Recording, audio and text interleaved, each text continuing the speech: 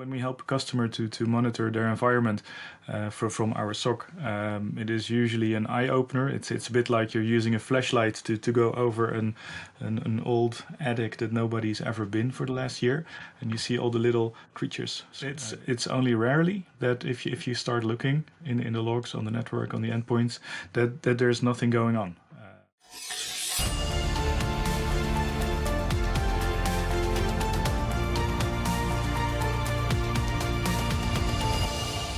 Welcome to Blue Team Diaries, the podcast that celebrates and honors the professionals who work tirelessly to defend their organizations and those who build tools to support defenders. In each episode, host Peter Manev invites his guests to share their stories and experiences in a fun and lighthearted conversation. Blue Team Diaries is sponsored by Stamus Networks, a global provider of network-based threat detection and response solutions. Learn more at stamus-networks.com. Hello, today my guest is Joost Bijl. Joost is a product manager at Hunt Hackett, a cybersecurity service startup based in the Netherlands. He's a techie at heart and fascinated by the way businesses add value to their customers. Joost has worked on the crossroads of cybersecurity, high-tech marketing, and product management for over 20 years, specializing in security operation centers and managed security monitoring services. Joost Bijl, awesome to have you here with us. Thanks very much for joining us. First question right off the bat. Can you actually share a cool project, or have you been working on a cool project recently? I would like to, but all the NDAs. But no, it's usually hard to share all the details. But in our ongoing day-to-day service, we do have a lot of the daily stuff that we find, which is not cool in itself, but it really helps our customers. What I think is maybe a bigger or a larger answer is that we started Hunt Hackett, the company I work for, a little over 2 years ago, and that in itself is a nice project, at least to me. So how did you come up with the idea for it? So how do you convince the people around you that obviously it's not a one-man project, of course, but how do you convince the people around you that the idea is good, or were you presented with the idea? Yeah, when we started the company, a couple of things were coming together, and I think that goes for the industry in general, in the cybersecurity industry, is that the way we talk about cybersecurity has become. We're currently using a single vocabulary with MITRE ATT&CK and to a lesser extent also with sys controls. So defenders and attackers can talk the same language, and that's a big thing that happened, and that in itself. But the real benefit from that is that it opens up the way to talk about cybersecurity from a data-driven perspective, and I guess that's a big deal because now you can make a sort of objective threat landscape of your customers and actually help them or of your own organization, and see the things you're missing, see the blind spots. All right, excellent. Was it easy to find colleagues that will jump on the idea, or like friends that will jump on with the idea, go along? Well, we started with a group that we already knew each other, but it's fun to also find new talent that is maybe not necessarily schooled in cybersecurity, but is good in, for example, data science, or maybe in programming. But I think that especially data science or that approach is very helpful in working on certain cybersecurity problems. And by fun, I mean, I suspect you mean challenging, or you mean actually fun? Yeah, a bit of both. A bit of both. um, Okay, all right. yeah, it's usually one of the things that I find in cybersecurity is that it is a data problem. So you need to make sense of at least for a part, and if you can make sense of the data, you can improve your security. Excellent, excellent. In that line of thought, would you mind sharing like a close call or oh crap moment with us when you were like, for example, I don't know, nearly breached or you discovered something quite substantial, big, and similar things like that? If it's Yeah, all right. I know the NDA stuff, but just so. yeah. No. Well, I there I guess there's two answers. One is when when we help a customer to monitor their environment from our SOC. It is usually an eye opener. It's a bit like you're using a flashlight to go over an old attic that nobody's ever been for the last year, and you see all the little creatures scurrying away. Usually, when you start looking for cybersecurity from a blue team perspective, there's a lot of things that you find that are not entirely as you want them to be, or are just maybe an outright ongoing compromise. And it's only rarely that if you start looking in the logs on the network on the endpoints that there's nothing going on. So that's interesting, I think. And when you're helping a customer with an incident, then it's usually something has already happened, and you're called to well, get back to business, and that's always very insightful from a blue team perspective, because then you actually see the attacker going about their work, and try to stop them, and that's it's very interesting to see, but it's also very rewarding to ultimately clean it up and make sure the customer can go back to business, but better than before. Sure, and I totally agree. It's very rewarding.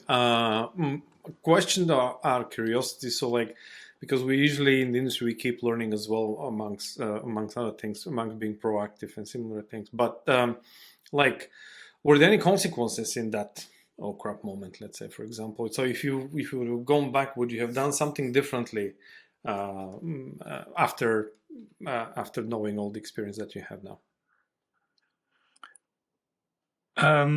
Yeah, I'm afraid the answer is it depends. But generally speaking, if you have the situation where you can either take a quite a rigorous step to block something off at the expense of maybe some business value, or you're saying, well, let's keep this going, let's see what happens. It is not. It is very insightful to see what happens and see what else the attacker is doing. Sometimes it escalates while you're looking at it, and then you might be too late. And so you need to be very careful and maybe err on the well, close it off side, to basically reduce the risk of escalation. Excellent. And like, what is your go-to tool that you use every day and could not live without? I'm inclined to say Excel. I'm I'm a big fan of it, and I'm surprised it's not the but calendar. Actually, no, just more my suspicion. Okay. yeah, no. It's no, it's a bit of a joke, but there's some truth to it. There's before you know it, if you're investigating a single minor incident, or if you are in a full-blown IR situation, sooner rather than later you're faced with simply lots and lots of data, and Excel is like my if you know how to use it, it's a bit like a Swiss Army knife where you very quickly can slice and dice data without well, without a lot of entry barriers. But there are of course a lot better tools available, and that what you use depends a lot on the situation, I guess. In the daily practice, we use a sim from Chronicle that is very powerful just to search and slice and dice data that is available in the system. So usually log data, but also network data. Um, and I'm a big fan of monitoring the network because there's so much information there that's it is often overlooked, but very valuable to see patterns or activity in the network. Um, and I'm not sure if it still counts as a tool, but I like honeypots.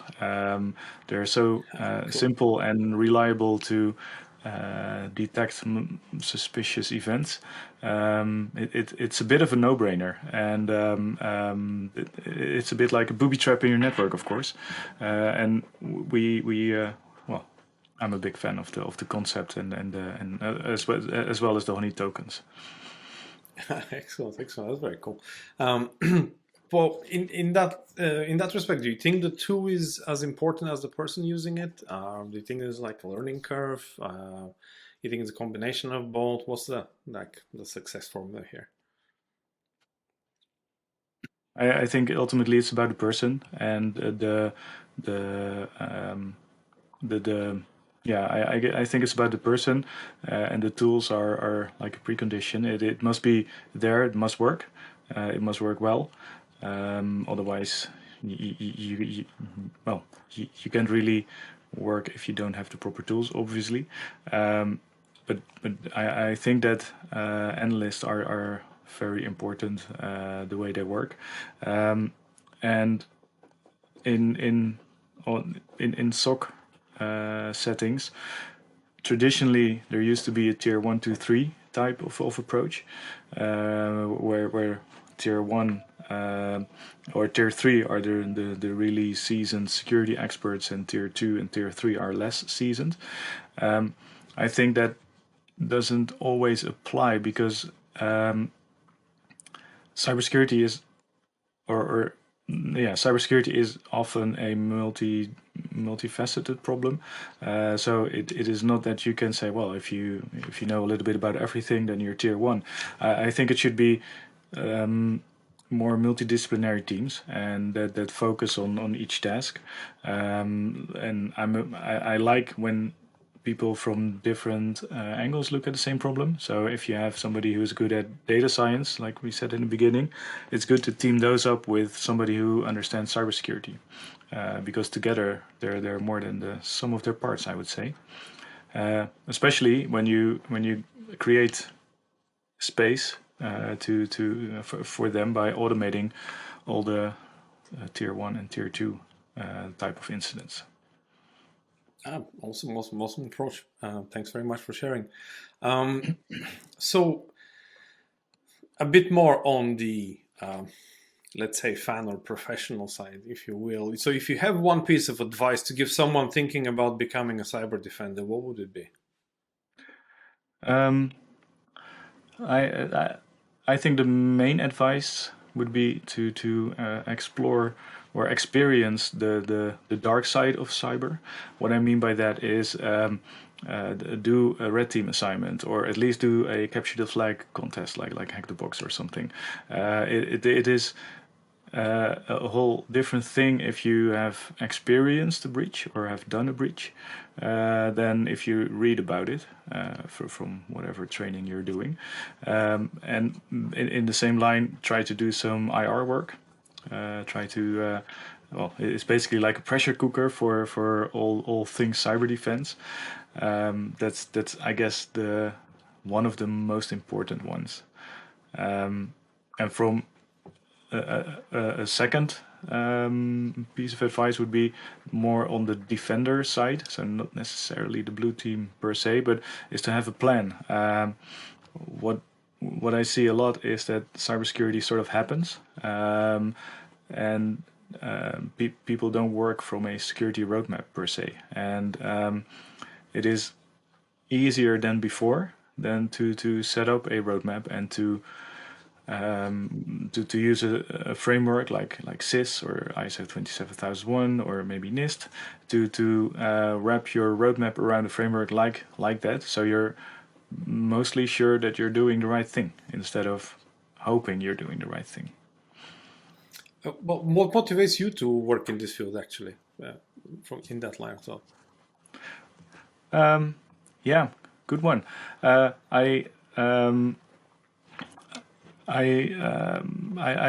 like it that you can actually help customers, especially in the case of IR, but from the SOC side of things, which is, I guess, typical blue team, is that you can help customers prevent worse before it happens or before it escalates, and it's a bit like guarding them for serious stuff, so they can actually be successful in whatever it is they're doing.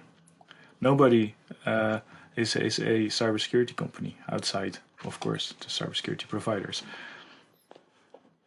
So, if all right to ask, maybe share how you decided to become a professional. I mean, was it by watching TV? Was it an ad in the newspaper? Was it something that happened to you? For me, it was a bit of both, but I had friends way back when working in cybersecurity. I was looking for a place to do my thesis, and one thing led to another. So, Cool. yeah. And if you'd like to, would you like to give a shout out to any mentors that helped you? The person that first gave you a job, a family member, a friend, things like that. Yeah, that's well, there are many people along the way that I've worked with that I learned from. I guess that well, that's a very long list. But there's also some other people that are sharing information that is very useful. Back in the day, Richard Baitlake had the Tao of Cybersecurity blog, and I was a big fan of that and read everything he wrote. And I guess that's that sort of well started the. It was one of it really influenced me in the start of my career, I would say. Excellent, excellent. And what would you say is the most difficult thing about your daily routines, for example, in the cybersecurity field? Like, if you want to give heads up to anybody that would like to join the field, the cybersecurity field, what, in your opinion, what do you think is one of the most difficult things in your daily ops, or anything else you'd like to share? Yeah, I think that the cybersecurity is a very it's a very emerging sort of work. Therefore, it is still very much focused on tech. It is very hardcore technical, which is very nice, and that's maybe hard, but it's also fun, I would say. I think that the hard thing where we're looking at as an industry, or at least I'm looking at on a daily basis, is to link the actual state of cybersecurity or maybe a specific incident or something like that, link it to the context of somebody who is not in cyber but who is ultimately maybe your customer or your CEO. How do you explain that? And that's there because the owner of a company usually talks in risks and budgets, but doesn't understand the specific, I don't know, CVSS score, or maybe the concept of site loading something or something like that. So you need to find a way to talk about cybersecurity that is effective on the different. Align the message with the recipient, basically, and I think the road to salvation there is to use to be able to quantify cybersecurity risk like any other risk, and you see the outlines of that emerging, I would say. but we're not there yet. So it's still very hard to say, all right, this is what you need to do in order to achieve this and this. It is not as clear as it is with maybe security of a building or security of your car or something like that. And we should be able to get there. Excellent. Thank you very much, Joost Bijl. Awesome to have you here with us. Much obliged. I'm a big fan of your work as well. Much appreciated. Thanks for having me. Thank you for celebrating and honoring the defenders with Blue Team Diaries. You can find this and all our previous episodes on Spotify, Google Podcasts, Apple Podcasts, and YouTube. If you're interested in learning more about our sponsor, Stamus Networks, please visit stamus-networks.com.